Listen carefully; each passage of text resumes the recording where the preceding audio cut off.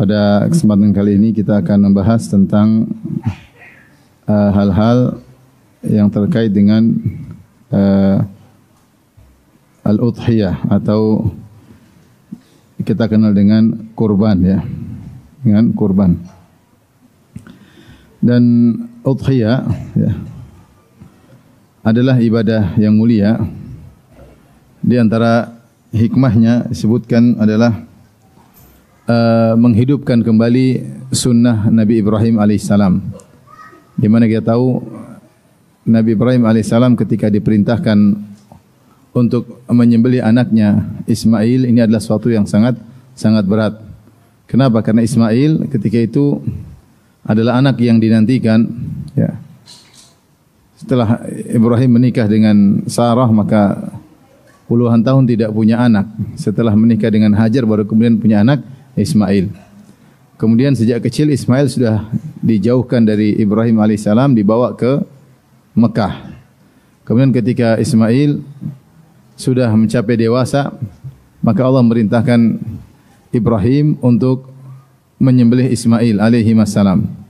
Dan ketika itu anaknya cuma satu, masih Ismail, dan sudah dewasanya, sudah kuat-kuatnya, maka Ibrahim diperintahkan untuk menyembelih sang anak. Dan itu saat di mana seorang ayah benar-benar terpikat hatinya dengan sang anak. Ketika sang anak sudah dewasa, kemudian idza balagha ma'us sa'ya, kemudian sudah kuat, sudah bisa menggantikan kedudukan ayahnya, istilahnya kita ya.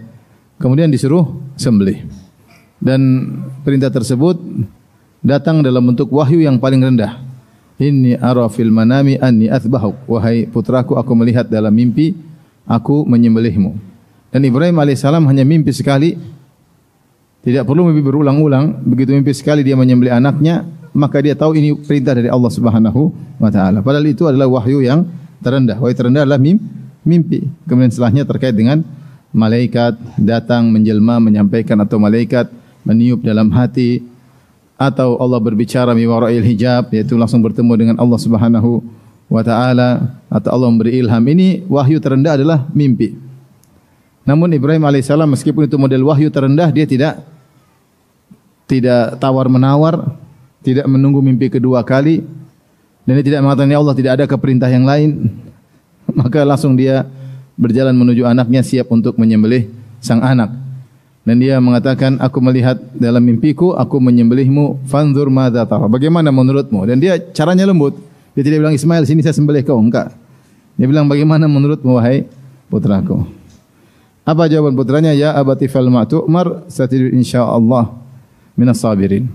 Wahai ayahanda, lakukanlah apa yang kau diperintahkan. Insyaallah kau dapati aku termasuk orang yang sabar. Ismail pun tidak sombong. Dia bilang insyaallah, dia tidak ujub. Insyaallah saya sabar. Ya. Maka akhirnya Ibrahim mau menyembelih putranya.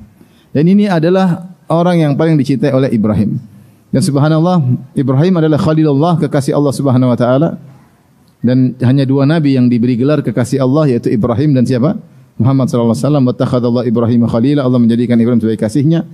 Kata Nabi sallallahu alaihi wasallam, "Innallaha takhadhani khalila kama takhadha Ibrahim khalila." Allah jadikan aku kekasihnya sebagaimana Allah menjadikan Ibrahim sebagai kekasihnya. Dan Ibrahim kekasih Allah, maka Allah menguji Ibrahim pada perkara-perkara yang sangat dia cintai. Saat itu yang paling dicintai anaknya. Sudah dijauhkan sejak lamin, sekarang dulu suruh disembelih. Namun dia tanpa tegar, dia melaksanakan, tidak menyembelih putranya Ismail. Dan Ismail juga luar biasa, siap untuk disembelih. Maka mana yang lebih afdal, Ibrahim atau Ismail? Yang satu siap menyembelih putra paling dia cintai, yang satu siap disembelih oleh ayahnya. Subhanallah. Dua-duanya hebat. Maka kemudian Ismail dibalikkan kepalanya, dibalikkan, wa tallahu lil jabin, itu ditaruh di pelipisnya agar disembelih dari belakang, agar dia tidak melihat bagaimana sakitnya wajah anaknya ketika disembelih. Ketika Ibrahim akan menyembelih, maka Allah ganti wa fadainahu bidzibhin azim, maka Allah ganti dengan kibas, yaitu dengan domba, untuk mengganti Ismail. Jadilah sejak itu ada syariat udhiyah, kurban setiap tanggal 10 Dzulhijjah. Disebutkan kejadian Ibrahim ketika menyembelih Ismail itu pada tanggal 10 Dzulhijjah, itu hari nahar. Maka kita menghidupkan syariat atau syiar menyembelih untuk mengingat bahwasanya Allah terkadang menguji seorang pada perkara-perkara yang dia cintai, agar dia mendahulukan kecintaan Allah. Dan siapa yang mendahulukan kecintaan Allah, maka akan datang solusi. Ibrahim dan Ismail mendahulukan cinta mereka kepada Allah, maka Allah Subhanahu wa taala kasih solusi berupa Allah mengganti dengan domba. Ini di antara hikmah kita berudhiyah, berkorban. Oleh karenanya udhiyah adalah syiar, maka sembelihnya bukan sembunyi-sembunyi dalam rumah, enggak ya. Tapi sembelihnya di luar. Bahkan kalau penguasa atau pemerintah, maka habis salat Id dia menyembelih di musalla, di tempat lapangan salat Id. Habis salat Id, khutbah selesai, nyembelih korban tersebut di hadapan rakyat. Kan ini syiar. Bukan hal yang disembunyi-sembunyikan. Tinggal seorang yang menyembelih harus ikhlas kepada Allah, bukan untuk pamer-pameran, bangga-banggaan bahwa kambing saya yang paling besar, sapi saya paling besar, onta saya yang paling besar, sapi limosin 1 ton, sapi yang paling garang dan sangar yang sudah menanduk pagar rumah saya. Enggak, dia harus ikhlas kepada Allah Subhanahu wa taala. Dia syiarkan dan dia ikhlas. Bagaimana kita berhaji, kita ikhlas. Bagaimana kita pergi salat berjamaah di masjid, orang semua lihat, kita berusaha ikhlas. Maka demikian juga ketika menyembelih, hati-hati, harus ikhlas kepada Allah Subhanahu wa taala. Jangan sampai untuk riya, karena ini juga rentan untuk riya, apalagi yang dia mau sembelih sapi besar, gemuk, limosin, 1 ton, luar biasa. Sementara yang lain kambingnya kecil-kecil. Yang lain 7 orang gabung, sapinya pun cuma 350 kg. Dia sendiri 1 ton, luar biasa ya. Karena seorang ikhlas kepada Allah SWT. Jadi intinya untuk menghidupkan kembali sunnah Nabi Ibrahim alaihissalam. Yang kedua, ada para ulama mengatakan di antara hikmah korban untuk mensyukuri nikmat kehidupan, karena Allah menyelamatkan Ismail dengan udhiyah, dengan sembelihan tersebut. Kita diberikan nikmat dan kehidupan, alhamdulillah masih hidup lagi bisa beribadah, maka kita menyembelih hewan kurban mengingat bahwasanya Allah telah menyelamatkan kehidupan Nabi Ismail dengan apa? Dengan seekor kambing ya. Kemudian juga di antara hikmah dari udhiyah adalah memberi kelapangan, tausiah, kelapangan kepada keluarga, makan kambing, makan sapi, makan onta, kemudian diberikan kepada fakir miskin ya, yang jarang-jarang makan kambing setahun sekali kita kasih kambing tersebut, 1/3 buat fakir miskin.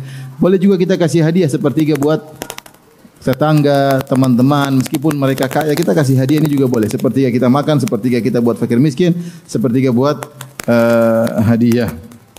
Sebenarnya juga mengatakan di antara hikmahnya agar kita tidak ragu ya, bahwasanya Allah menciptakan hewan untuk dimakan. Mungkin sebenarnya mengatakan kok syariat Islam sadis, nyembelih nyembelih sapi, nyembelih onta, nyembelih kambing. Sebagian mereka bikin isu seperti, bahkan pernah jadi hinaan. Tidak salah waktu saya ke ke Amsterdam, kawan-kawan cerita dulu ada orang kafir yang suka mengejek syariat ini. Apa itu nyembelih sadis? Ya. Mungkin dia maunya makan tempe melulu kali, tidak mau nyembelih hewan. Hewan ya disembelih ya, sembelih. Saya disembelih untuk dimakan, bukan untuk dibuang. Disembelih untuk apa? Dimakan, agar kita enggak usah ragu bahwasanya Allah menghalalkan makan hewan-hewan tersebut. Hewan-hewan tersebut diciptakan oleh Allah untuk kita makan. Maka tidak mengapa kita sembelih untuk kita memakannya, bahkan untuk kita berikan kepada fakir miskin. Apa bedanya kalau kamu menyembelih di waktu yang lain ya? Di waktu yang lain ya. Jadi ini di antara hikmah-hikmah. Adapun pahalanya maka tentu pahalanya banyak ya. Dari hikmah-hikmah tersebut kita tahu bahwasanya menyembelih adalah ibadah yang agung. Allah berfirman, "Fasholli li rabbika wanhar." Fasholli rabbika wanhar. Ayat ini dalam surat Al-Kautsar. Inna a'tainakal kautsar. Kata Allah Subhanahu wa taala, sungguh kami telah memberikan kepada engkau Al-Kautsar. Al-Kautsar adalah sungai di surga yang Allah khususkan buat Nabi Muhammad sallallahu alaihi wasallam, yang maknanya dari kathrah merupakan kebaikan yang sangat banyak. Setelah Allah mengatakan, wahai Rasulullah, kami telah berikan engkau spesial sungai di surga namanya Al-Kautsar, maka dari itu sholli li rabbika wanhar, maka salatlah karena Allah dan menyembelih karena Allah. Kata para ulama di antara Syekhul Islam Ibnu Taimiyah rahimahullah taala, bahwasanya di antara bukti bersyukur atas nikmat yang Allah berikan di antaranya salat dan menyembelih. Ini di antara bukti terbesar seorang menunjukkan dia bersyukur kepada Allah Subhanahu wa taala. Salat terkait dengan ibadah raga, badan, udhiyah, menyembelih terkait dengan ibadah harta. Makanya Allah khususkan di situ. Allah mengatakan, karena aku, seakan-akan Allah berfirman, karena aku telah memberikan kepada engkau wahai Muhammad al-Kautsar di surga, di nikmat yang luar biasa, fasholli, maka salatlah karena Allah dan menyembelihlah karena Allah. Ini menunjukkan menyembelih ibadah yang agung, karena dia adalah konsekuensi dari bersyukur kepada Allah Subhanahu wa taala. Kemudian juga Allah menggandengkan menyembelih tersebut dengan salat. Salatlah ibadah yang paling agung, harus karena Allah. Kemudian menyembelih juga harus karena Allah Subhanahu wa taala. Bahkan para ulama sepakat mana yang lebih utama, apakah menyembelih atau bersedekah? Misalnya kambing harganya 4 juta, terus kita punya uang 4 juta. Pada tanggal 10 Zulhijjah, mana yang kita dahulukan? 4 juta kita sedekahkan fakir miskin atau beli kambing untuk menyembelih? Para ulama mengatakan yang paling afdal beli kambing untuk apa?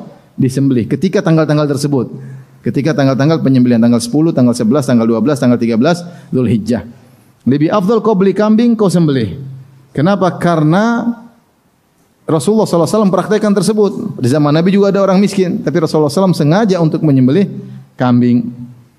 Dan demikian juga dipraktekkan oleh para khulafa ar-rasyidin. Mereka setelah wafatnya Nabi, mereka sengaja untuk membeli hewan di hari-hari tersebut untuk disembelih. Adapun selain tanggal 10, 11, 12, 13 Zulhijjah ya sedekah, tergantung mana yang butuh. Tapi ketika hari-hari tersebut yang lebih afdal adalah menyembelih daripada menggunakan uang tersebut untuk apa? Sedekah. Karena di balik menyembelih hewan kurban ada ibadah yang agung, yaitu ibadah iraqatud dam. Ibadah menyembelih, mengalirkan darah. Terlebih lagi masalah menyembelih ini, kurban ini adalah syiar bukan cuma umat Islam, juga syiar-syiar ahlu syirik. Para dukun sering mempersyaratkan untuk apa? Menyembelih ayam. Ya. Saya pernah lihat sendiri. Ada orang beli tanah, kemudian dukunnya bilang ini tanah ada penjaganya. Supaya penjaganya tidak ganggu kamu sembelih ayam hitam 3 ekor. Maka selesai ayamnya disembelih, kemudian darahnya dituangkan di tanah tersebut. Ya. Dituangkan di tanah tersebut, kemudian dibangunlah rumah di situ, kemudian akhirnya cerai suami istri. Beneran ini kisah nyata. Subhanallah. Kemudian betapa banyak orang-orang tanya saya, Ustaz, ada proyek di suatu kampung, Ustaz.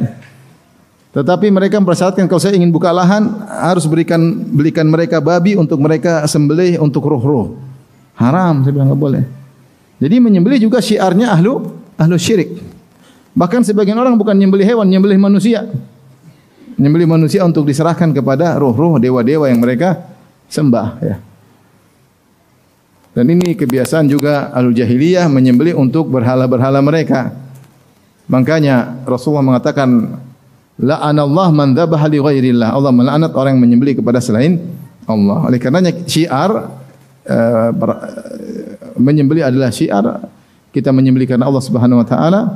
Yang kedua untuk menyelisihi ahlu syirik, dan ketiga ada juga kita bagi sebagian daging tersebut untuk fakir miskin. Intinya menyembelih lebih afdal daripada sekedar sedekah. Sedekah sekedar bagi harta dan itu bisa dilakukan selain tanggal 4 hari tersebut. Adapun menyembelih ada waktunya.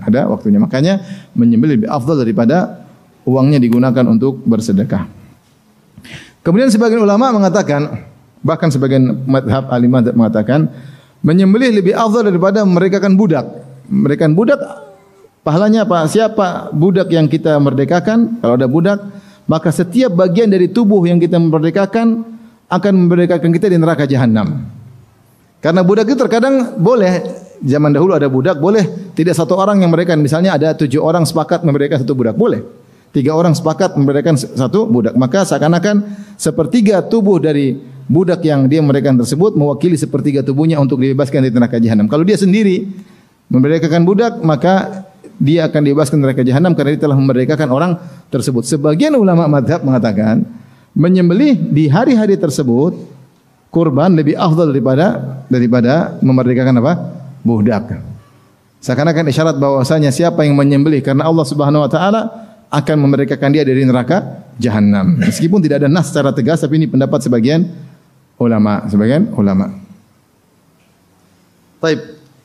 Syariat al-udhiyah disyariatkan pada tahun 2 Hijriah. Tahun 2 Hijriah di kota Madinah setelah Nabi berhijrah, bersamaan dengan disyariatkan salat al-Idain, salat Idul Fitri dan Adha, juga disyariatkan zakat mal, disyariatkan juga udhiyah. Baik. Sembelihan banyak modelnya.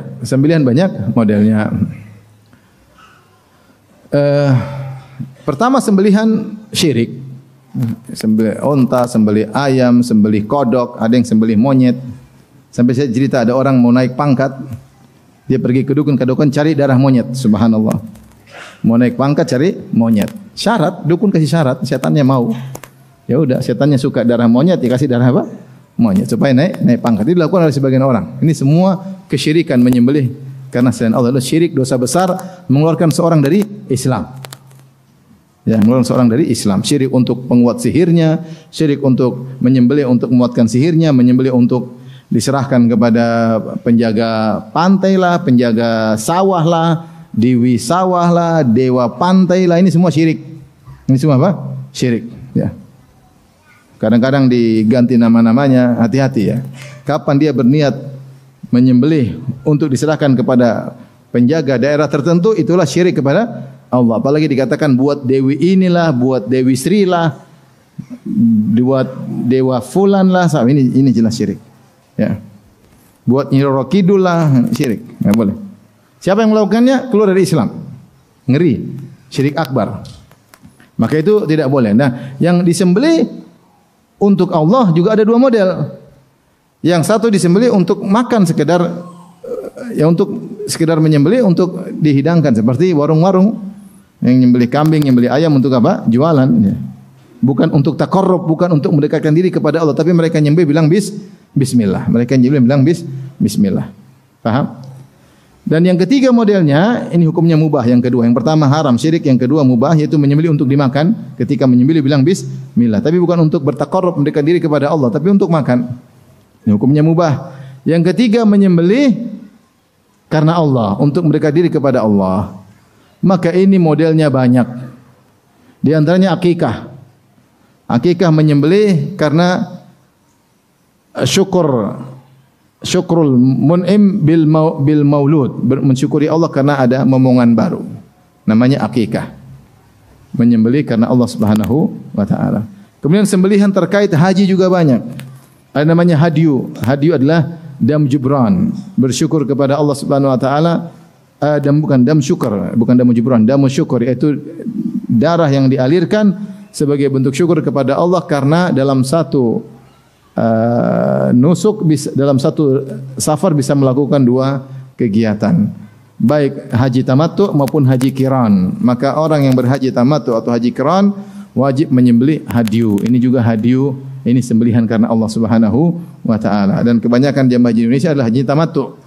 Makanya mereka wajib untuk menyembelih kambing. Kemudian juga ada namanya dam pelanggaran, dam jubran. Seperti seorang melakukan haji kemudian dia meninggalkan kewajiban.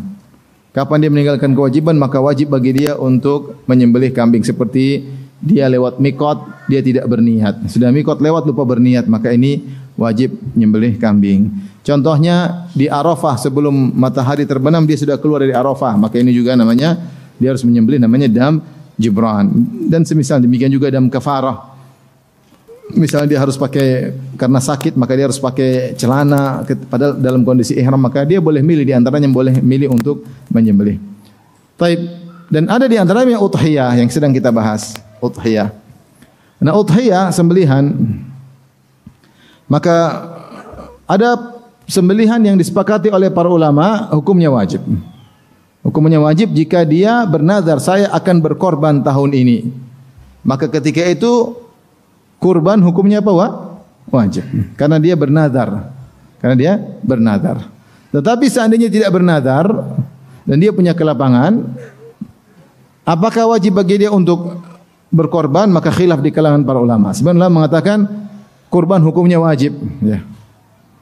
Karena Rasulullah pernah mengatakan siapa yang mendapati kelapangan kemudian tidak menyembelih fala yaqrabanna masjidana, maka jangan sekali-sekali dekat ke masjid kami. Karena sudah punya duit, dikasih ke lapangan, tidak mau korban, jangan dekat masjid kami. Kata sebagian ulama, ini hukumnya menunjukkan wajib berkorban. Namun mayoritas ulama berpendapat bahwasanya kurban atau udhiyah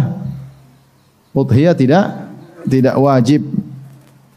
Kenapa? Karena Rasul dalam hadis mengatakan, "Idza ra'aitum hilal Dzulhijjah," jika kalian melihat hilalnya Dzulhijjah, fa arada ahadukum an yudhi, kemudian salah seorang dari kalian mau menyembelih, mau berkorban, maka hendaknya dia tahan kukunya dan tahan rambutnya. Di sini Nabi mengatakan dan dia hendak, menunjukkan bahwasanya tidak wajib. Ya, yaitu yang ingin kurban silakan, yang tidak juga tidak mengapa. Tetapi mereka mengatakan hukumnya sunnah muakkadah, yaitu sunnah yang sangat ditekankan. Sunnah yang sangat ditekankan. Bukan sunnah biasa, sunnah yang sangat ditekankan. Sebagian ulama mengatakan wajib, tapi jumhur mengatakan sunnah yang sangat ditekankan. Apa yang memalingkan? Karena zahir hadis-hadis seakan-akan wajib. Tapi apa yang memalingkan dari wajib menjadi sunnah? Ternyata Abu Bakar dan Umar pernah sengaja tidak berkorban. Dalam setahun mereka pernah sengaja tidak berkorban. Supaya orang tidak menganggap apa wajib. Kalau wajib berat bagi kaum muslimin. Setiap orang setiap punya uang harus korban berat. Maka pernah mereka sesekali tidak berkorban supaya tidak dianggap apa wajib. Ya. Tidak dianggap wajib. Wallahu a'lam bishawab. Jadi bahwasanya yang benar bahwasanya kurban hukumnya adalah sunnah muakkadah dan tidak wajib. Istilah kurban sebenarnya ini tersebar di tanah air. Sebenarnya kurban itu lebih umum. Kurban itu sesuatu yang diserahkan kepada Allah. Sesuatu yang diserahkan kepada Allah Subhanahu wa taala dan tidak harus berupa sembelihan. Seperti dalam ayat Allah berfirman, "Watlu 'alaihim naba'a bani Adam bil haqqi idz qarraba qurbanan fatuqabbala min ahadihima wa lam yutaqabbal min al-akhar." Bacakanlah kepada mereka tentang kisah dua anak Adam, yaitu Qabil dan Habil. Idz qarraba qurbanan, ketika Qabil dan Habil memberikan kurban kepada Allah. Disebutkan kalau kita baca tafsir, ada yang berkorban dengan sembelihan, ada yang berkorban dengan tumbuhan. Yaitu memberikan sesuatu untuk Allah Subhanahu wa taala. Jadi korban tidak harus apa? Sembelihan. Korban lebih umum. Dan korban itu tidak harus tanggal 10 Dzulhijjah. Nah, kalau udhiyah itu sembelihan dan khusus pada tanggal 10 Dzulhijjah, 11 Dzulhijjah, 12 Dzulhijjah, 13 Dzulhijjah. Tapi sudah jadi istilah kita bilang apa?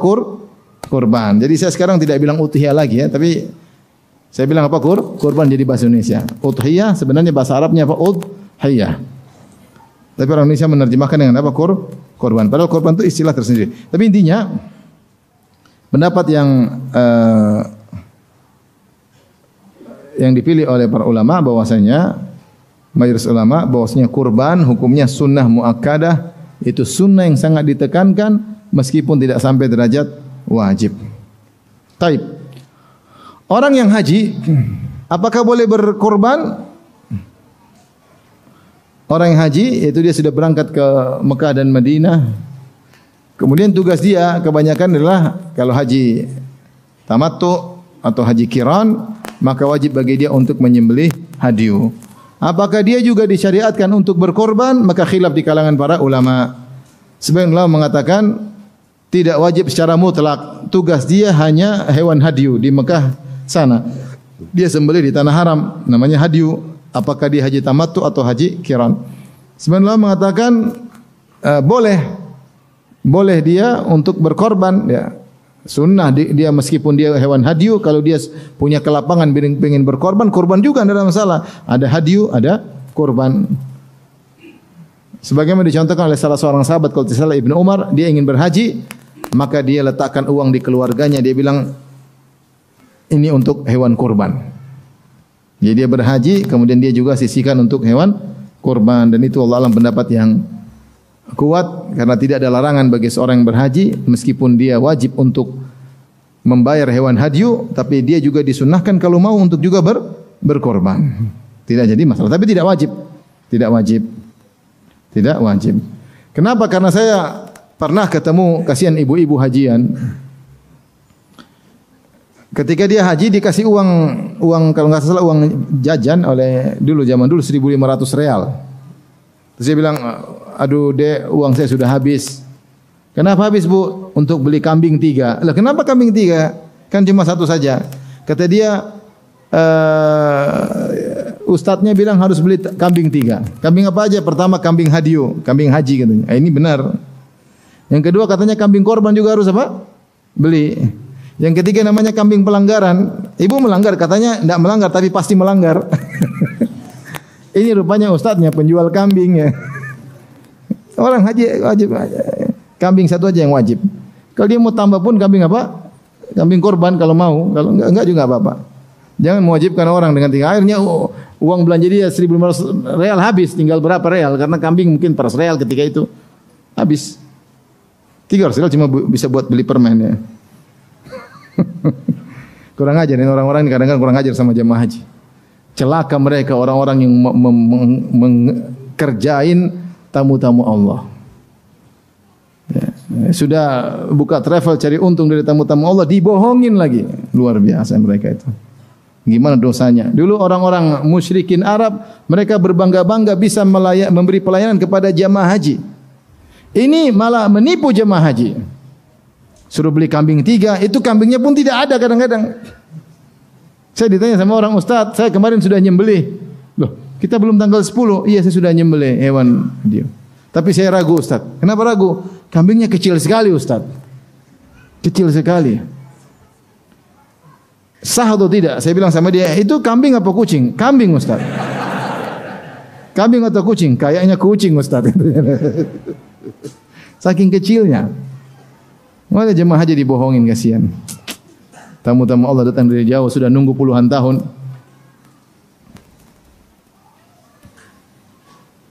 Saya kapan sholat di Masjidil Haram, saya lupa apakah saya didorong atau jemaah haji atau dia kemudian menginjak kepala saya lupa ya. Tapi intinya jemaah haji udah tua. Mungkin saya mau marah seandainya itu orang lain, tapi subhanallah saya ini orang tua, pakai tas, lemes, bayangkan mungkin dia sudah nunggu 20 tahun, mungkin nabung 20 tahun, kemudian saya omelin di sini di Mekah. Enggak tega kita mau omelin. Enggak tega, dia tua, mungkin ngumpulin nunggu haji 30 tahun, entah nabung sana, mungkin jual sawah, mungkin jual apa. Terus sampai sini dia salah sedikit kita omel-omelin. Ini bukan diomelin, dikerjain. Diambil uangnya oleh penjahat-penjahat travel. Ngeri. Makanya hati mereka hitam ya. Tidak punya rasa sama tamu-tamu Allah. Mereka bermaksiat di tanah haram. Tanah haram. Taib.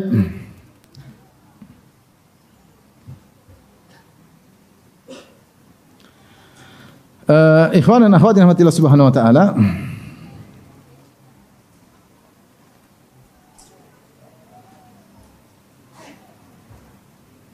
intinya berkorban adalah sunnah yang sangat ditekankan. Makanya Rasulullah SAW bersabda, "Man kana lahu sa'atun wa lam yudhahi fala yaqrabanna musallana." Siapa yang punya kelapangan kemudian tidak berkorban, maka jangan dekat-dekat tempat solat kami. Itu jangan dekat solat Id. Jangan dekat sana. Ya. Punya uang tidak bisa korban. Ya. Ini ancaman, ini menjadi dikatakan wajib, tapi yang benar hukumnya sunnah yang sangat ditekankan sampai Nabi mengucapkan demikian ya. Maka seorang lucu, dia tidak bisa berkorban sementara mobilnya baru mobil baru ya. Baru beli ini baru ya, baru beli ini, beli jamnya jam baru belikan istri tas baru yang harganya puluhan juta, korban enggak bisa ya. Minimal kambing berapa juta? Berapa juta sekarang di sini satu ekor kambing? Berapa? 2,5. 2,5. Kambing apa kucing tuh? Kambing kan? 2,5 juta, 3 juta, 4 juta udah dapat, masya Allah. Sisihkan uang dan ini pahalanya besar. Makanya Nabi selalu berkorban setiap tahun.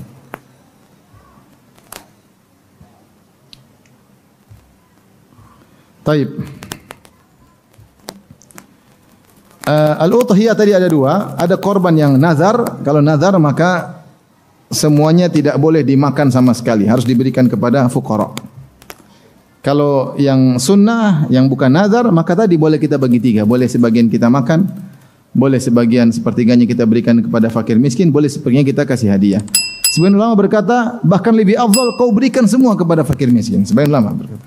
Namun tetap kau makan sedikit untuk mencari keberkahan. Karena Nabi SAW ketika menyembelih 100 ekor ontanya, maka beliau mengambil potongan-potongan daging 100 ekor onta, kemudian beliau masak, kemudian beliau makan dari potongan daging tersebut. Karena ini hasil sembelihan beliau. Tapi seandainya seorang ingin sumbang semua juga oke, karena dia dapat dua pahala, pahala menyembelih dan pahala bersedekah. Tapi dianjurkan dia makan sebagian dari sembelihan tersebut, kan sembelihan berkah. Bahkan sebagian syekh cerita, saya tidak punya pengalaman, tapi dia sama saya, kata dia, seandainya kau beli kambing, misalnya masih tidak terlalu besar, terus kau pelihara berbulan-bulan, Masya Allah, kau kasih makan, sampai dia gemuk, terus kau sembelih, itu rasanya beda. Rasanya beda.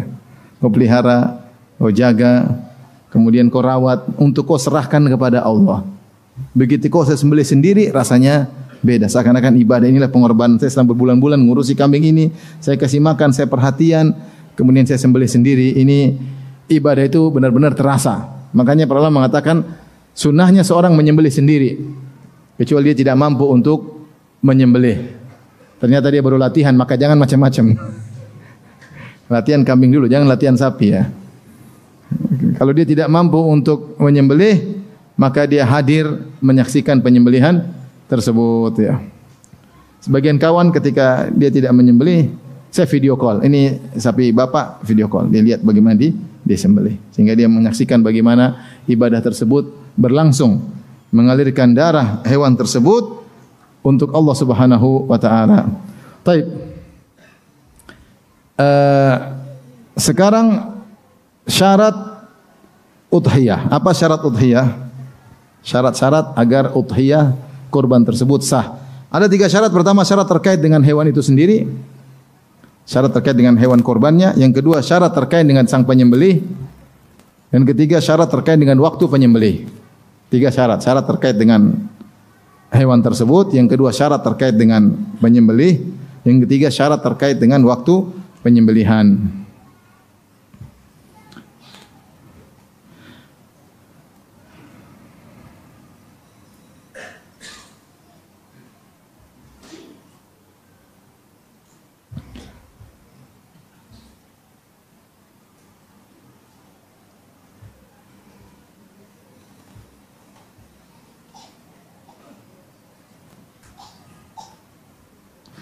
Tapi yang pertama syarat terkait dengan udhiyah, dengan hewan itu sendiri.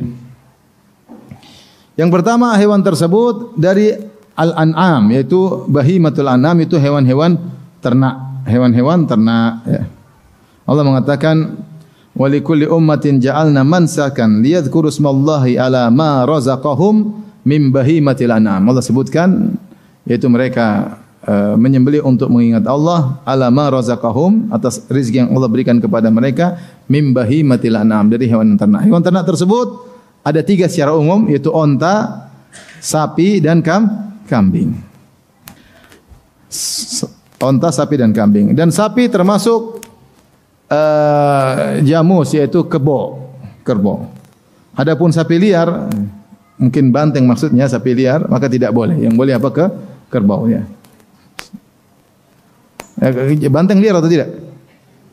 Liar enggak? Liar. Kalau kebo kan enggak, sering nongkrong di sawah. Enggak liar. Jadi sapi boleh, kebo juga boleh. Kemudian kambing dengan berbagai macam modelnya boleh. Maiz, kambing Jawa, atau dha'an, domba. Kambing atau domba juga boleh. Ini semua boleh disembelih. Dan tidak mengapa betina atau jantan. Sebagaimana akikah tidak mengapa betina ataupun jantan, karena tersebar di sebagian orang kalau akikah harus hewan jantan, padahal enggak, betina boleh, jantan boleh. Demikian juga masalah kurban, boleh betina, boleh apa? Jantan. Jangan yang bencong.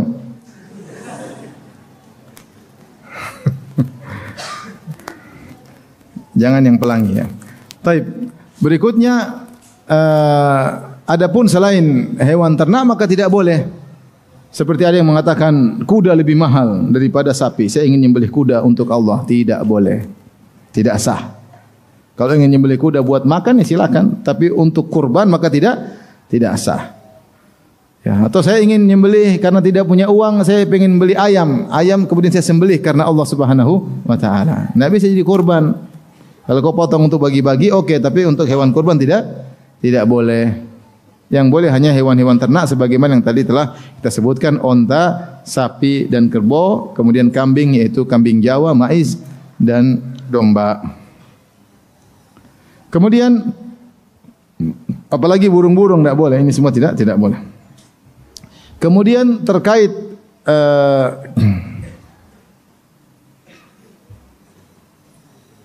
dengan umur hewan tersebut, umur hewan tersebut. Makin ada khilaf di kalangan para ulama, tapi intinya mereka mengatakan, ada yang mengatakan bahwasanya untuk sapi di atas 2 tahun. Kalau onta di atas 5 tahun. Kambing Jawa pun di atas 2 tahun. Adapun domba, ada yang mengatakan di atas tahun, yang mengatakan 6 bulan. Ada khilaf. Tapi intinya untuk domba lebih ringan daripada, saya tidak sempat mentarjih mana, tapi itu ada khilaf dengan para ulama terkait dengan dha'an atau domba. Ya. Ada yang mengatakan boleh lebih dari 6 bulan dengan syarat tertentu. Ada yang mengatakan boleh lebih dari setahun. Adapun kambing Jawa lebih dari 2 tahun sama dengan sapi, harus lebih dari 2 tahun. Adapun onta lebih dari 5 tahun. Maka jangan menyembelih kalau di bawah umur, ya. Tidak boleh. Kemudian juga terkait dengan syarat hewannya adalah selamat yang ketiga. Jadi pertama tadi jenisnya bahimatul an'am, yang kedua umurnya harus sesuai dengan umurnya, dan yang ketiga harus selamat dari aib. Maghrib berapa menit lagi? Hah? Maghrib berapa menit lagi? 15 menit. Taib. Adapun syarat ketiga harus selamat dari aib yang buruk, yang jelas. Dan kebanyakan kalau kita perhatikan aib-aib tersebut adalah terkait dengan yang bisa mengurangi daging dari hewan tersebut.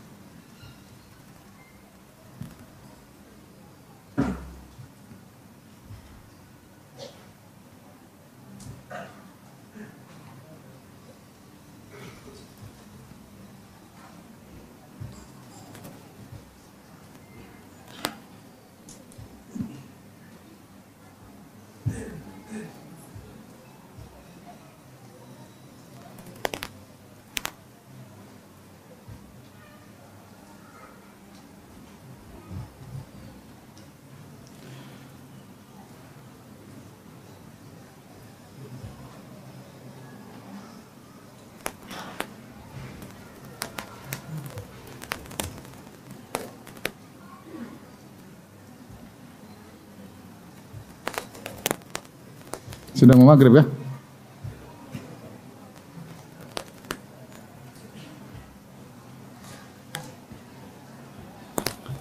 Jadi Rasulullah SAW melarang ketika seorang menyembelih, tidak boleh kemudian menyembelih hewan yang pincang, yang jelas pincangnya, kemudian yang buta, yang jelas butanya, yang sakit, yang jelas sakitnya, dan yang sangat kurus, Para ulama mengambil kesimpulan, kenapa hewan yang pincang tidak boleh, kenapa hewan yang buta tidak boleh, kenapa hewan yang kurus tidak boleh, ya, kenapa hewan sakit tidak boleh? Karena hewan-hewan ini potensi untuk dagingnya sedikit. Ketika dia pincang, dia baru jalan sebentar, temannya sudah duluan, sudah makan rumput habis, dia baru sampai. Makanya dia kurus. Kalau dia sakit pun demikian, dia mau bergerak menuju tempat makan susah, akhirnya dia kurus, apalagi kelihatan sekali sakitnya. Kemudian yang sudah memang dari sananya kurus sekali, ini juga tidak pantas untuk jadi sembelihan untuk dikorbankan kepada Allah Subhanahu wa taala, tidak boleh, ya. Tadi yang pincang, kemudian yang sakit, yang buta, dan yang sangat kurus. Ini yang datang nas dari Nabi SAW, tidak boleh 4 perkara ini. Itu buta, awal itu buta sebelah atau buta, apalagi buta. Kemudian bayyin arajua, yaitu benar-benar pincang sekali. kemudian yang kurus, ya. Kemudian yang tadi yang sakit. Nah, selain 4 ini, maka ada khilaf di kalangan para ulama. Ya. Selain 4 ini, maka ada khilaf di kalangan para ulama.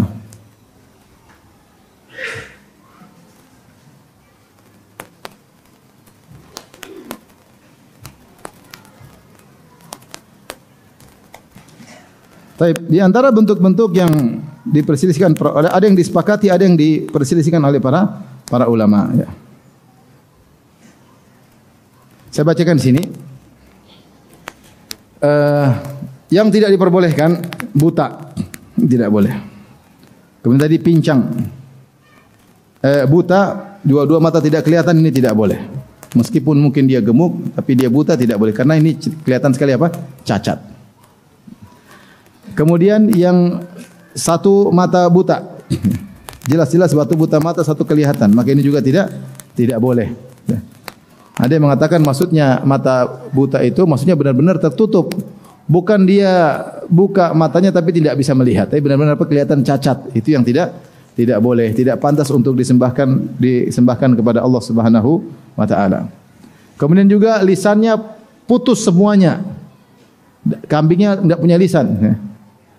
Mau bilang mbek susah karena apa, lisannya tidak ada. Ini juga tidak boleh.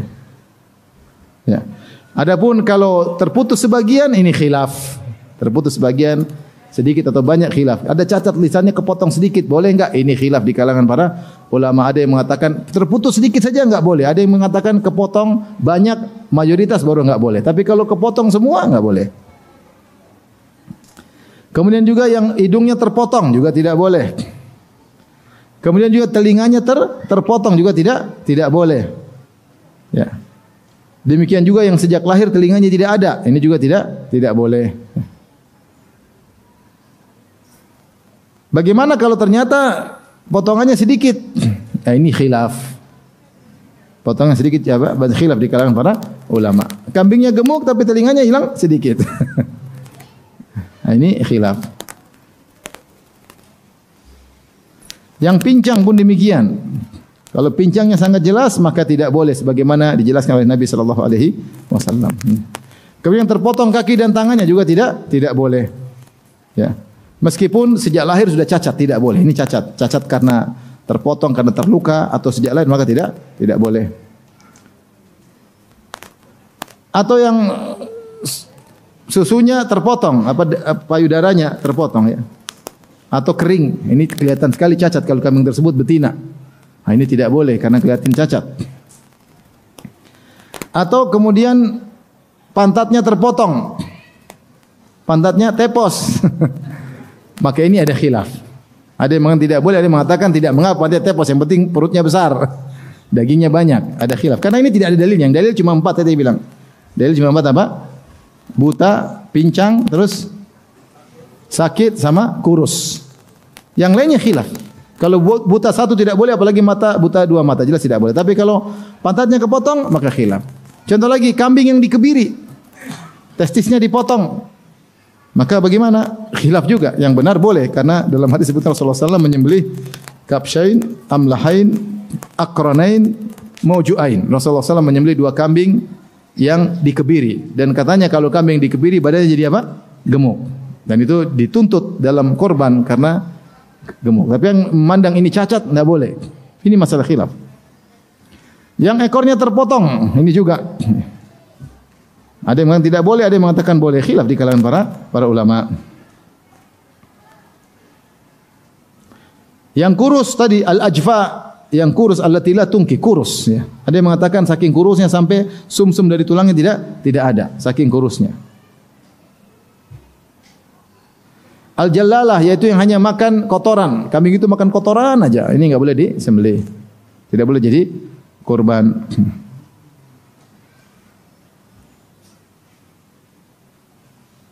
Dan berbagai macam ya model, tapi intinya cari yang sehat, ya, cari yang sehat. Sebagian orang musyrik saja kalau mau menyembelih kebo untuk diberikan kepada Nyi Roro Kidul, ya, harus cari kebo yang gemuk, karena Nyi Roro Kidul tidak mau terima, ya. Ini untuk Allah Subhanahu wa taala, cari yang paling murah, yang paling kurus. Kalau bisa dibelah 2.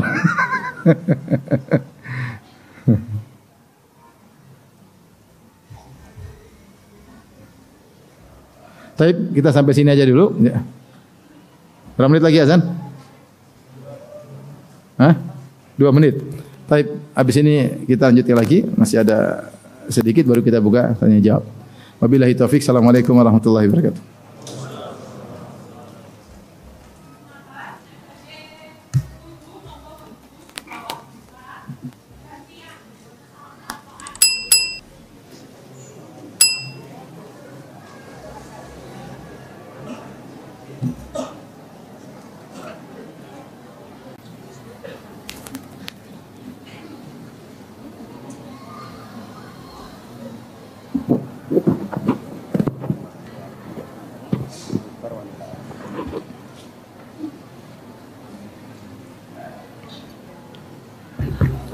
Bismillahirrahmanirrahim. Alhamdulillah, salatu wassalamu ala Rasulillah wa ala alihi wa sahbihi wa mawala.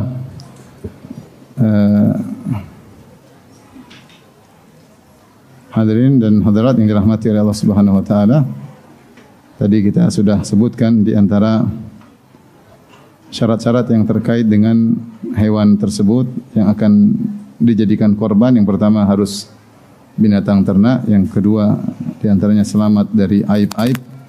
Ya, yang telah kita sebutkan ada yang diperselisihkan dan ada yang disepakati.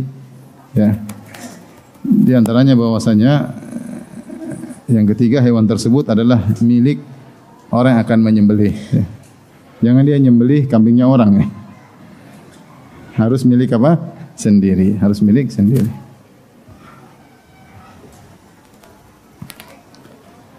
Taib. Kemudian yang berikutnya syarat-syarat terkait dengan sang penyembelih, orang yang berkorban.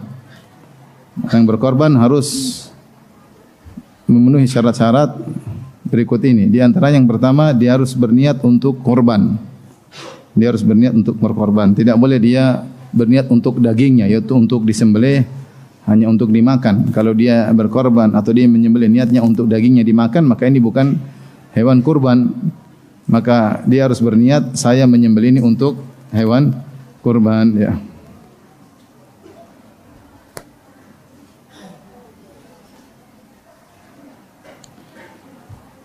Kemudian yang kedua,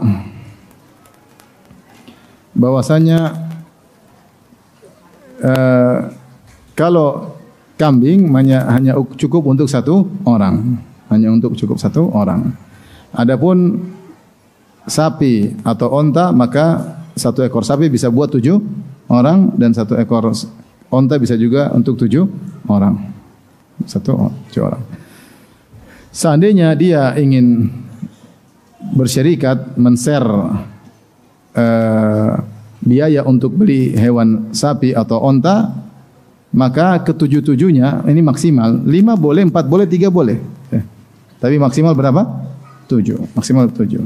Maka ketujuh-tujuhnya harus berniat untuk berkorban.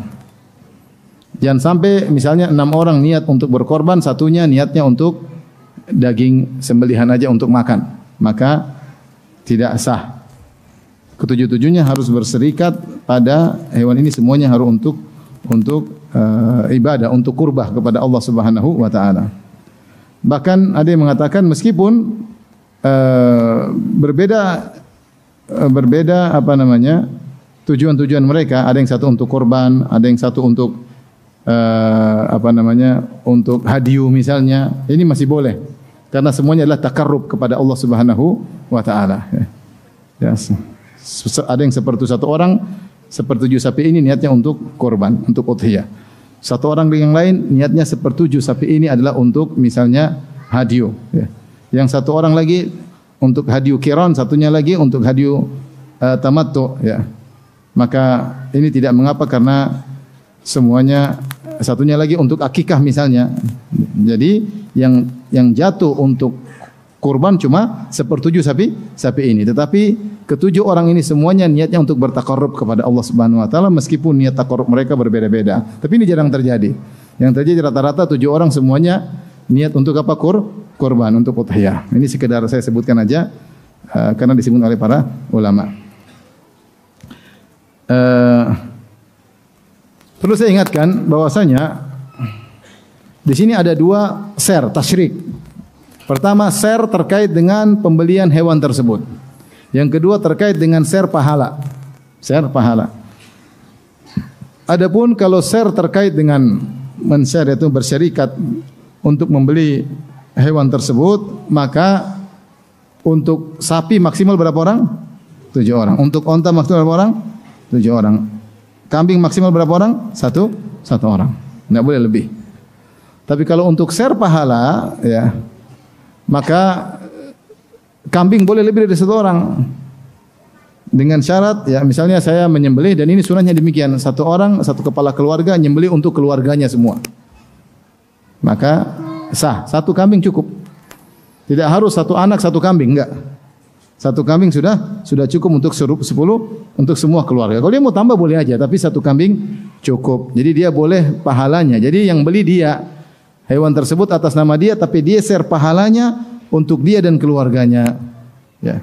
Maka para ulama menyebutkan syarat-syaratnya untuk men-share pahala, misalnya orang yang dia kaitkan ikut serta dalam pahala kambing yang dia potong tersebut tinggal bersamanya, tinggal di rumahnya. Yang kedua merupakan kerabatnya. Bukan orang lain, merupakan kerabatnya. Jangan sampai tinggal serumah tapi ternyata bukan kerabat, harus kerabatnya. Termasuk juga istrinya, ya. Boleh. Kemudian orang-orang tersebut wajib dia nafkahi.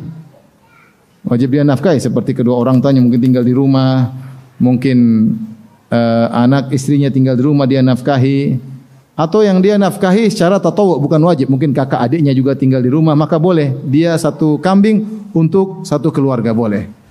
Berbeda kalau ternyata di rumah tersebut ada anaknya punya kerjaan, punya keluarga sendiri. Nah, ini lain lagi. Berarti anaknya untuk keluarganya, anaknya 1 ekor kambing sendiri. Dia 1 ekor kambing untuk anak-anak yang masih tersisa di rumah yang masih dia ayomi. Adapun anaknya yang mungkin sudah nikah, yang sudah punya anak, yang sudah punya istri, yang kebetulan tinggal di rumah juga, maka dia potong kambing sendiri. Jadi kita potong kambing 1 ekor untuk kita dan keluarga kita, pahalanya di-share. Tetapi atas namanya kita sendiri karena kita yang beli kambing tersebut. Paham? Paham tidak? Jadi beda antara share pembelian hewan tersebut dengan share pahala. Sunahnya 1 keluarga 1 ekor kambing.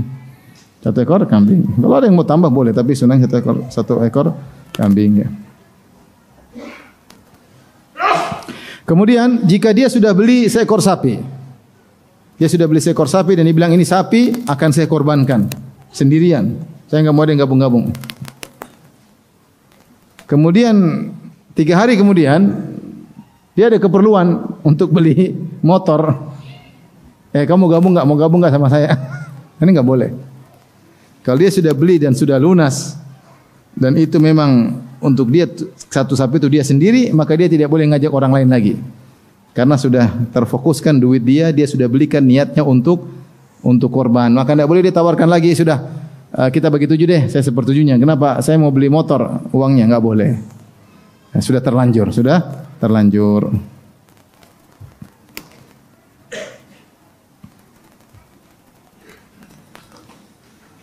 Baik. Berikutnya syarat yang terkait dengan waktu penyembelihan. Ya. Waktu penyembelihan, ya, sepakat adalah tanggal 10 Zulhijjah. Cuma kapan startnya? Maka sebenarnya membedakan antara penduduk kota dengan penduduk kampung. Yang penduduk kampung, mereka yang tidak wajib untuk sholat id karena jauh dari kota dan tidak ada sholat id di kampung situ, mungkin dia tinggal jauh-jauh tidak ada sholat id. Zaman dulu mungkin, kalau zaman sekarang saya rata-rata di mana ada sholat Idul Adha. Tapi zaman dulu mereka bedakan yang kampung, maka kapan sudah masuk waktu duha dan sudah kira-kira cukup untuk sholat 2 rakaat dan khutbah, maka sudah boleh meskipun tidak ada sholat di situ. Jadi misalnya waktu syuruk jam berapa? Misalnya jam 6:30. Maka kira-kira sholatnya 1/4 jam, kira-kira khutbahnya 1/2 jam, 1/4 jam. Jadi kira-kira jam 7:15 sudah boleh apa? Nyembelih, karena sudah lewat waktu. Adapun yang tinggal di kota, maka hendaknya dia menunggu sholat id diselesaikan. Jangan dia potong sebelum sholat id. Siapa yang menyembelih sebelum sholat id, maka kambingnya syatulah min kata Nabi. Sembelihanmu hanyalah sembelihan buat daging, bukan sembelih korban. Hanya seperti buat makan doang, tidak ada pahala korbannya. Kenapa? Karena tidak memenuhi syarat, disembelih sebelum waktunya. Dan cukup seandainya di suatu kota seperti misalnya di Madiun ada 5 orang melaksanakan sholat id, maka siapa yang selesai duluan, ya sudah boleh. Misalnya di kompleks kita belum, tapi ternyata kompleks lain sudah selesai duluan, kita sudah boleh. Karena sholat id sudah dikerjakan. Ya, sudah boleh menyembelih hewan tersebut ya. Tapi kapan berakhir waktu penyembelihan kurban? Maka ada khilaf di kalangan para ulama, 2 pendapat. Sebagian ulama mengatakan bahwasanya sebagian salaf mengatakan waktu nyembelih cuma 3 hari. Itu tanggal 10, tanggal 11, tanggal 12. Maka waktu terakhir menyembelih korban adalah terbenam matahari pada tanggal 12 Zulhijjah. Karena berpendapat waktu korban nyembelih cuma 3 hari, tanggal 10, 11, 12. Namun pendapat yang dipilih oleh para ulama pendapat lebih kuat 4 hari. Karena semua hari tasyrik adalah waktu untuk apa? Menyembelih. Jadi startnya adalah setelah sholat Idul Adha, selesainya adalah sebelum terbenam matahari di tanggal 13 Zulhijjah. Tetapi semakin cepat disembelih semakin baik. Semakin cepat disembelih semakin baik ya.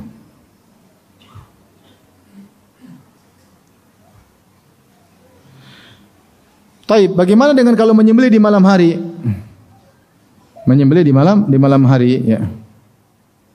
Semua sepakat di malam Idul Adha tidak boleh menyembelih karena belum startnya, paham? Malam 10 yaitu tanggal 9 di malam harinya tidak boleh menyembelih. Karena start menyembelih di waktu selesai salat Idul Adha. Dan semua sepakat malam ke-14 itu hari 13 maghrib tidak boleh lagi menyembelih. Tapi bagaimana dengan malam 11 dan malam 12? Apakah boleh menyembelih di malam hari? Malam 11 yaitu tanggal 10 di malam hari yaitu malam ke-11 Zulhijjah sama malam ke-12 Zulhijjah. Maka sebagian ulama mengatakan ya bahwasanya hukumnya sah namun makruh.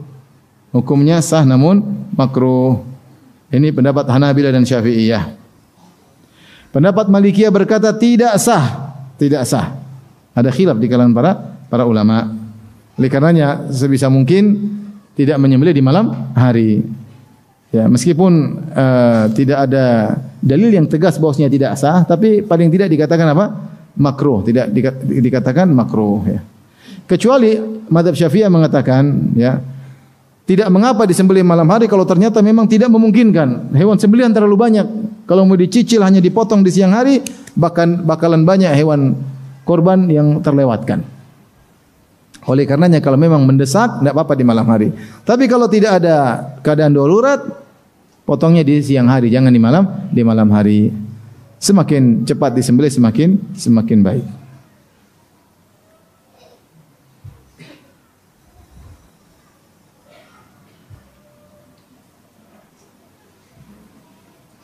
Taib, apa sunnah-sunnah atau hukum-hukum terkait dengan sembelih dan menyembelih? Disebutkan di antaranya seorang yang ingin menyembelih maka hendaknya dia mengikat sembelihannya beberapa hari. Dia persiapkan hewannya, dia rawat dengan baik. Kalau perlu dia taruh di dalam kandang ya, karena dia ingin serahkan kepada Allah Subhanahu wa taala. Bahkan disebut dalam buku-buku fikih yaitu di taklid, yaitu diletakkan gantungan tertentu sebagai tanda bahwasanya dia akan disembelih. Bahkan dipakai tajlil, yaitu ada semacam pakaian khusus diletakkan di atas unta tersebut, kain untuk menunjukkan dia akan disembelih. Ini kebiasaan dulu di zaman Nabi SAW ketika mereka membawa hewan dari Madinah ke Mekah untuk diserahkan disembelih di tanah haram. Sehingga hewan ini orang tahu adalah untuk disembelih, dikasih ikatan-ikatan tertentu.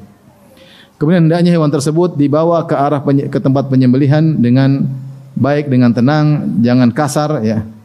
Karena Allah memerintahkan untuk berbuat ihsan. Innallaha katabal ihsan ala kulli syai'. Allah menyuruh untuk berbuat baik kepada segala sesuatu, termasuk berbuat baik kepada hewan. Kemudian di antaranya hendaknya menajamkan pisaunya ya sebelum menyembelih, tapi jangan diasah di depan hewan ya. Kasihan dia ya. Jangan diasah di depan apa? Hewan. Rasulullah mengatakan, "Wa idza dzabhtum fa ahsinu dzibha." Kalau kalian menyembelih, nyembelih dengan cara yang baik. wal yuhidda ahadukum syafratahu wal yurih dzabihatahu. Maka tajamkanlah pisaunya dan agar memudahkan menyembelih sembelihannya, ya. Ini di antara adab yang harus diperhatikan. Kemudian orang yang ingin menyembelih, ya, maka dia tidak boleh memotong rambutnya, segala rambut yang ada di badannya, ya. Jenggotnya tidak boleh, bulunya tidak boleh, bulu kemaluan tidak boleh, termasuk kukunya tidak boleh. Tapi ini hukumnya tidak wajib, hukumnya apa? Sunnah, hukumnya sunnah. Kenapa sunnahnya demikian? Ada yang mengatakan dua illah. Ada yang mengatakan sebabnya adalah untuk meniru-niru orang yang ihram. Orang ihram tidak boleh seperti itu, maka dia niru-niru. Ya, dia niru karena jemaah haji ketika tanggal 8 mereka sudah tidak boleh potong rambut, tidak boleh potong kuku dan yang lainnya, siap untuk berihram, kemudian nanti mereka baru boleh setelah tanggal 10. Maka meniru-niru ihram. Ada yang mengatakan tidak, agar ketika disembelih hewan dia dalam kondisi tidak ada yang terkurang dari tubuhnya, rambutnya tidak ada bulunya yang terkurang, sehingga ketika disembelih sudah 10 hari sejak terlihat hilal Zulhijjah, yaitu di akhir bulan Dzulqa'dah di malam hari, yaitu besok tanggal 1 Dzulhijjah sudah kelihatan hilalnya sekarang, maka dia sudah menahan diri, tidak boleh potong kuku, tidak boleh potong rambut, tidak boleh cukur bulu kemaluan, sehingga ketika dia menyembelih hewannya dalam kondisi tubuhnya sempurna dengan bulu-bulu dan semuanya itu seakan-akan sempurna memerdekakan dia dari neraka jahanam. Seakan-akan sempurna ketika dengan menyembelih hewan tersebut dia sempurna merdeka dari neraka jahanam. Pendapat sebagian ulama.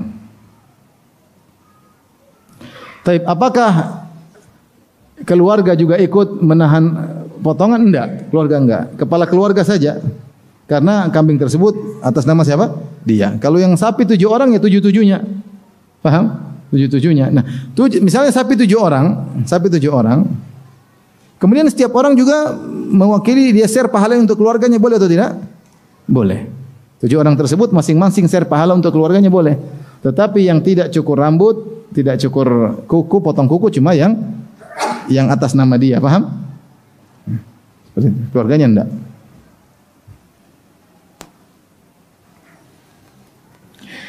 Di antaranya yang dimakruhkan, dibenci, ya kalau kita sudah siap menyembelih sapi atau onta atau kambing, terus dia punya susu, jangan diperah lagi. Sudah biarin aja. Kecuali kalau tidak diperah memberi kemudaratan kepada hewan tersebut. Demikian juga kalau kambing atau domba, jangan ambil bulunya. Kecuali mudarat bagi dia. Atau kata ulama mengatakan kecuali kalau kau potong ternyata pada waktu hari hanya sudah tumbuh sebagaimana sedia kala, tidak mengapa, dimanfaatkan. Tapi kalau kau potong pas mau disembelih ternyata rambutnya masih pendek, ini kurang sempurna. Jadi jangan dipotong.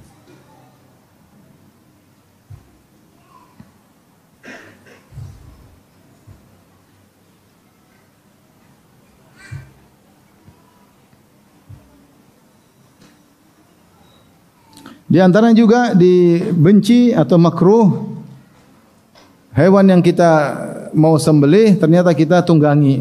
Ini onta kita tunggangi lagi. Udah jangan, udah diparkir aja lah hewan-hewan tersebut. Diparkir siap untuk apa? Disembelih ya. Maka jangan ditunggangi, jangan disakiti, disayang-sayangnya untuk disembelih.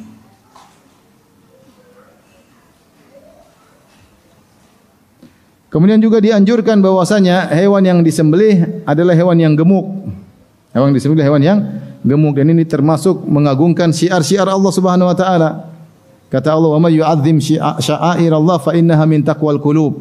Siapa yang mengagungkan syiar-syiar Allah maka ini termasuk dari ketakwaan hati. Jadi kalau beli kambing cari yang gemuk, beli sapi cari yang gemuk. Kalau bisa, kalau enggak bisa ya sudah. Kalau punya uang beli sapi lemosin satu ton, oke. Kalau enggak yang berapa 350 kilo, 300 kilo, yang penting sapi ya. Penting sapi ya. Karena kita mengagungkan syiar Allah Subhanahu wa taala, maka cari hewan yang terbaik. Cari kambing yang paling keren kelihatannya. Wah, ini keren, bagus nih. Gagah. Tanduk, gagah, keren. Nah, ini yang kita beli meskipun agak mahal. Ya. Sunnahnya demikian. Hewan yang besar sehingga dagingnya lebih bermanfaat dan bisa dibagi kepada banyak orang. Kemudian di antara sunnah adalah seorang berusaha untuk menyembelih, dia sendiri yang menyembelih. Ya, maka perlu latihan untuk menyembelih. Ya. Saya dengar ada sebagian ikhwan buat pelatihan untuk apa? Menyembelih. Ya. Bagus nyembelih sendiri. Ya. Kalau dia tidak ahli maka jangan nekat nyembelih, karena akan menyiksa apa? Hewan tersebut. Apalagi nyembelih sapi. Kasihan. Apalagi kemudian apa namanya pisaunya tidak tajam, kasihan. Alot. Jangan, kasihan sapinya ya. Ada sapi yang lepas kemudian lari lagi kan kasihan lihatnya. Jangan. Ya.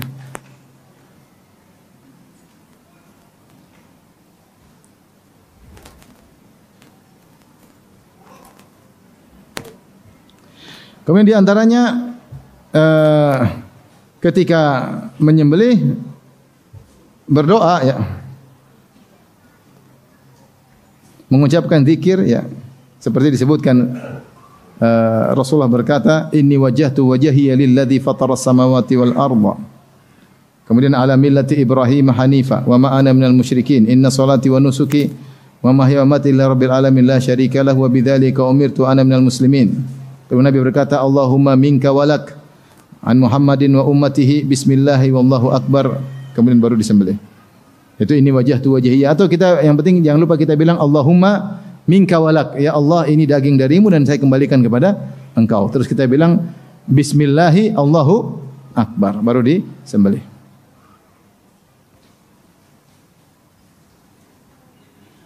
Kalau sengaja menyembelih tidak bilang bismillah maka tidak sah. Sengaja menyembelih tidak bilang bismillah maka itu jadi bangkai, tidak sah. Tapi kalau lupa, khilaf di kalangan para ulama. Dia sembelih buru-buru supaya lupa langsung sembelih, tidak bilang bismillah. Wah, sudah terlanjur tadi lupa bilang bismillah, maka ini khilaf. Apakah sah atau tidak jadi bangkai atau jadi hewan sembelihan. Maka jangan lupa untuk bilang bismillah ya. Kemudian di antara sunnah adalah segera menyembelih, jangan ditunda hari ke-11, hari ke-12, sebelah hari ke-13 kecuali darurat, saking banyak hewan tidak sempat untuk disembelih. Kalau bisa disembelih tanggal 10 semuanya bagus. Ya. Sehingga cepat selesai. Karena Allah berfirman, "Wasari'u ila maghfiratin min rabbikum wa jannah." Bersegeralah menuju ampunan Allah dan menuju surga yang luasnya seluas langit dan bumi. Kemudian kalau sudah disembelih, ditunggu sampai semua gerakan tubuh hewan tersebut tenang. Ya. Tidak boleh menyembelih sampai kepalanya putus. Cuma 2-4 urat kerongkongan, urat tenggorokan dipotong, setelah itu dibiarkan. Sampai darahnya keluar semua, sampai hewan tersebut tenang, baru dikuliti. Saya lihat sendiri sebagian penjagal karena buru-buru, belum mati baik-baik dia sudah apa? Kuliti. Ini masih hidup, sudah dikerjain. Ini masih gerak, udah dikerjain, dipotong, enggak boleh, ya, enggak boleh. Kemudian jangan menyembelih kambing di depan temannya. Kalau memang berdekatan, ambil kain untuk tutup. Dia mendengar teriakan temannya, dia sudah gelisah. Apalagi dia lihat temannya disembelih di depan mata. Ya. Jangan. Ya. Kalau ingin sembelih dengan cara yang baik, ditutup. Kemudian jangan lupa kalau disembelih maka kalau kambing atau sapi dijadikan lehernya menghadap apa? Kiblat. Baru kemudian disembelih ya, disembelih. Ahli jagal pada ngerti hal ini ya. Kemudian tadi di antara sunnah ketika menyembelih setelah disembelih kita makan dari daging tersebut ya. Makanya segera dilakukan ya. Ya. Pernah kita mencoba untuk praktek misalnya nyembelih sapi. Lama ternyata. Kerjain lama. Sampai jam 11 baru masak. Kelaparan ya. Tapi kalau kambing cepat. Saya kulitis itu. Ya, kalau kita punya kambing, punya sapi, apa yang sudah masak duluan kita makan ya. Sunnahnya demikian, kita makan sebagian dari hewan tersebut karena itu hewan yang berkah ya. Kemudian dianjurkan untuk bersedekah dari hewan tersebut ya. Sebenarnya membagi menjadi 3, sepertiga untuk disedekahkan, sepertiga untuk dibagikan untuk tamu atau untuk kawan-kawan, dan sepertiga dia makan sendiri ya. Dia makan sendiri ya. Kalau dia berikan semuanya kepada fakir miskin tidak mengapa, itu juga baik ya. Tapi sebaiknya dia makan sebagian karena dia makan hewan yang berkah yang dia serahkan untuk Allah Subhanahu wa taala.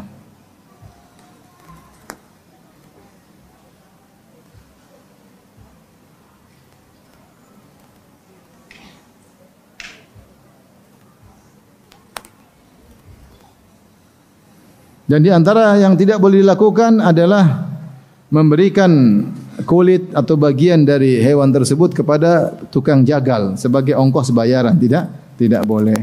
Oleh karenanya kalau kita panitia ingin membeli hewan korban, maka kita minta upah atau sedikit dari orang yang berkorban untuk bayar tukang jagal. Tapi jangan diambil dari apa?